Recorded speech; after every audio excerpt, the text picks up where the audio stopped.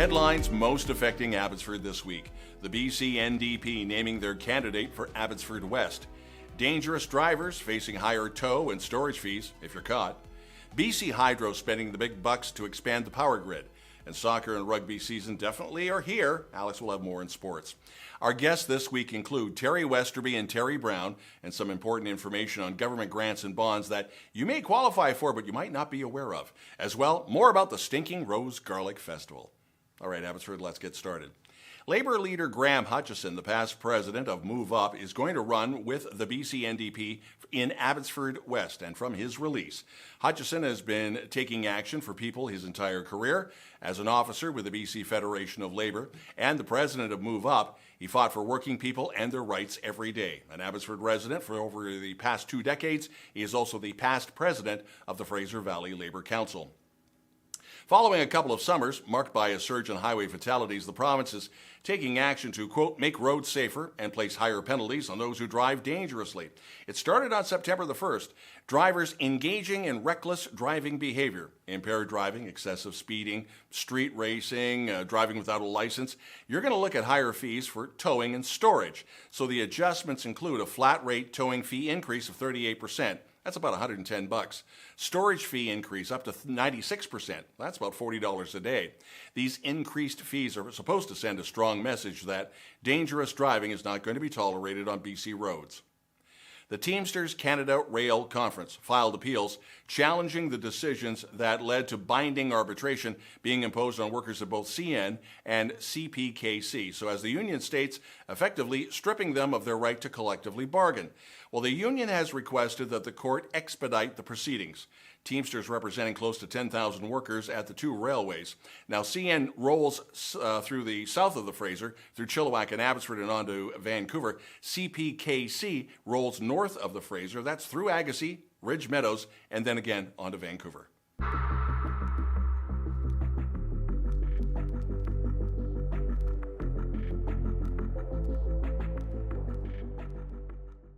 BC Hydro is going to construct about $1 billion worth of capital projects in Abbotsford, as well as Chilliwack, Mission, Hope, and Harrison over the next decade to upgrade and expand the electricity grid and provide clean power for homes, businesses, and growing transportation needs. Well, critics are saying that's just a part of to prepare for more EVs being on the road and, of course, charging at home. To mark Canada's Manufacturing Day, the City of Abbotsford and the Abbotsford Chamber of Commerce are partnering to launch the inaugural Manufacturing Industry Tour on Manufacturing Day. That's Friday, October the 4th. Advanced manufacturing is one of Abbotsford's key economic sectors. It generates on its own about $1 billion in annual sales and supports about 8,000 jobs. Now, this tour is going to provide participants with an opportunity to connect with industry experts one-on-one, and the Chamber's social media has all the details if you want to get involved. Registration for the 2024 Canadian Walk for Veterans is now open. This is going to take place across the country on the 21st and 22nd of this month. For Abbotsford, that's September 21st. Currently, there are over 461,000 vets and families in Canada, and every year, about 5,000 military personnel leave the service and join those ranks. Whether they're facing healthcare challenges, their families need support, or they need transition to civilian life, the organizers' responsibility is to make sure the needs are met. Now, more information on social media can be found simply by Googling Walk for Veterans. Coming up, we're going to talk about those grants, and then a great time a great time of the year when it comes to soccer, rugby, and hockey, and Alex will have sports.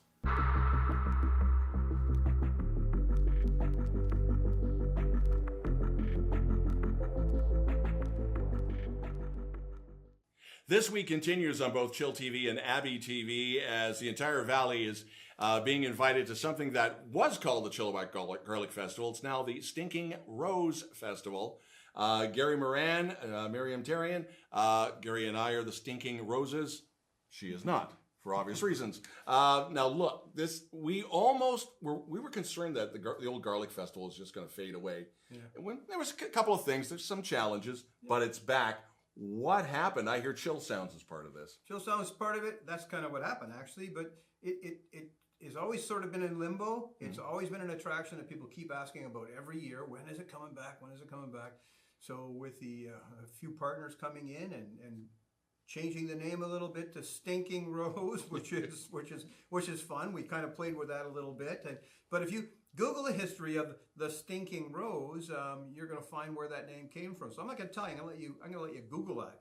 But if you Google Stinking Rose Garlic Festival, you are going to come up to our Facebook page. You're going to get all the information on what's happening.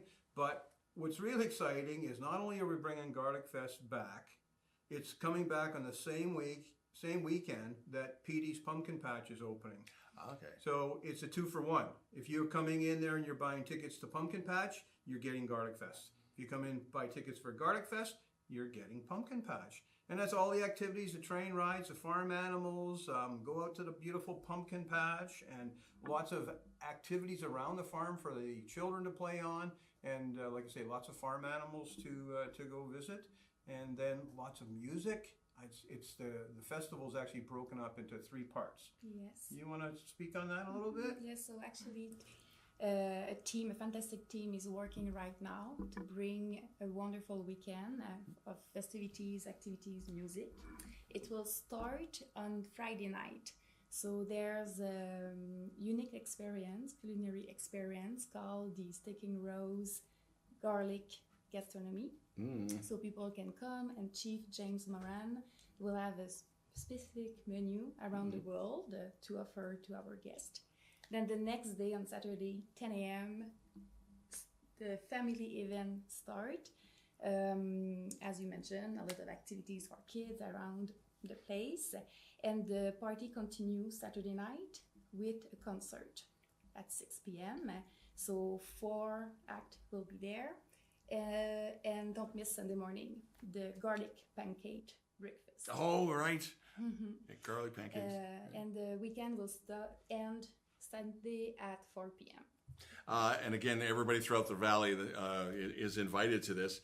How long did it take to kind of put all the pieces together once you realized, hey, let's do this? I'm assuming, because you got a bit of a relationship with Garlic Q, with Gorilla Q. Are they involved in this as well? Or? Oh, yeah. Of course, our own barbecue, Gorilla Q, my master chef, James Moran, he's doing 4 different garlic-infused meals from 4 different countries. And so if you come to the Friday evening dinner, then there's going to be stations where you go try all the different types of foods. But the cool thing about Garlic Festival is all weekend long we all smell the same. So come in. There's lots of great garlic vendors that come there. Yeah. So every year prior to this, and including this year, we make it free to the growers, because first and foremost we promote agriculture in the valley. That's Fantasy Farms. We've done that for over 33 years. We've been creating lots of young little farmers as they come to Pumpkin Patch, and we want to promote our local. And when I say local, I mean all across the province. Garlic growers are invited to come and sell their garlic. Because garlic is one of those things that actually grows differently. The same Russian red will taste different in the Okanagan than it does in Richmond. Exact same clove. It picks up the soil. It picks up a lot of the different minerals in the soil. So it's kind of cool. You come and taste a bunch of different garlics. And what's the admission price? So for the day it's $12. Okay. You can go on the website to have more information about family package. But if you come to the concert, which is $30, you have access to the entire weekend and activities. Oh, weekend pass.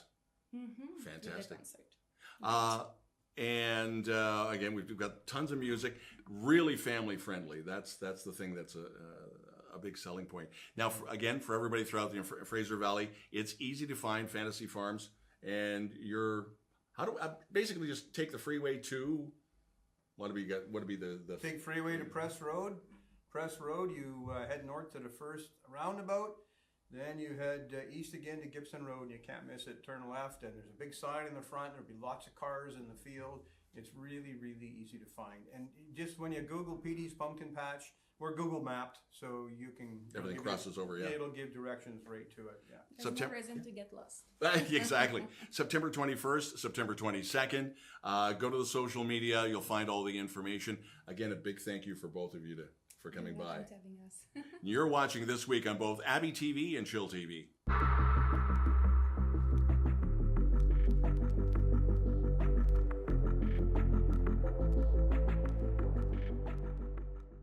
Hey Abbotsford, let's cover some sports.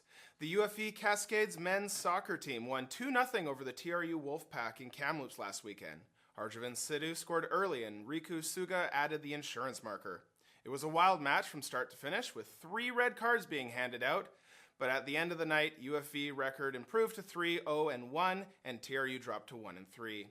The Cascades consider the road swing next week as they take on the Victoria Vikes on Friday before facing the UBC Thunderbirds on Saturday.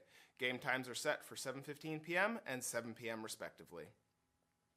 In football last Saturday, a hot sunny day at McLeod Stadium in Langley with a great crowd, and the Langley Rams made the most of it.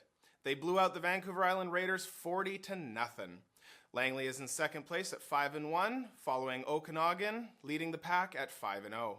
The Rams are back home this Saturday for a 4 p.m. tilt against the Okanagan Sun. Do you or someone you know between the ages of 13 to 18 have interest in trying out rugby? On Saturday, Abbotsford Rugby Club will be at Mission Senior Secondary from 12 to 2:30 p.m. to introduce and teach the game of rugby. It's free to attend and check out the sport. Rugby is an awesome game and tremendous fun to watch. PJHL regular season starts on Friday as Abbotsford hosts Coastal Tsunami. On Saturday, Mission City hosts Ridge Meadows. And then, coming up, Cari with the weather.